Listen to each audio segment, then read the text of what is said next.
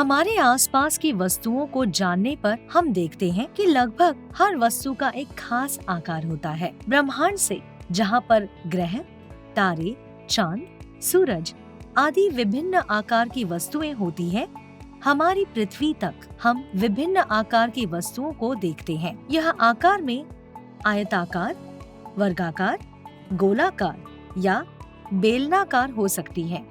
क्योंकि इन वस्तुओं की एक विशेष आकृति और आकार होता है, इसलिए इनके क्षेत्रफल और परिमाप की गणना करना आसान हो जाता है।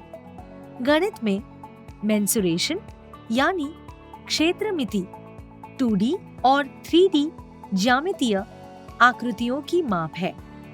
यह आकृतियों और रेखा चित्रों के माप का अध्ययन है। हम वर्ग, आयत, घन, बेलन, शंकु, घनाभ, गोला आदि ज्यामितीय आकृतियों के क्षेत्रफल, परिमाप और आयतन को माप सकते हैं। लंबाई और चौड़ाई जैसी 2 आयामों वाली आकृति या रेखा चित्र को 2D आकृति के रूप में जाना जाता है।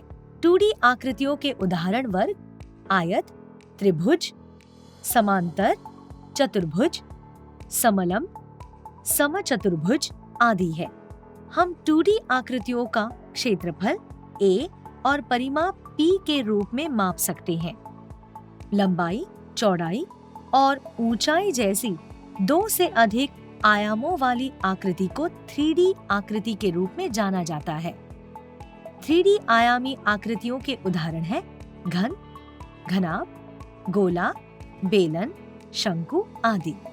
3D आकृति को पूर्ण पृष्ठीय क्षेत्रफल TSA, पार्श्व पृष्ठीय क्षेत्रफल LSA, वक्र पृष्ठीय क्षेत्रफल CSA और आयतन V के रूप में निर्धारित किया जाता है। आइए एक छोटा सा उदाहरण देखें। यदि आप एक बगीचे में हैं, जहां आपको पौधों को जानवरों से बचाने के लिए बाड़ का निर्माण करना है, तो आप क्या ज्ञात करेंगे? क्या आप उत्तर जानते हैं? इस मॉड्यूल में आइए अपने आसपास के ऐसे विभिन्न वास्तविक जीवन के उदाहरणों के माध्यम से क्षेत्रमिति की मूल बातों को समझते हैं, यानी 2D आकृतियों के क्षेत्रफल और परिमाप को समझते हैं। तो चलिए शुरू करते हैं।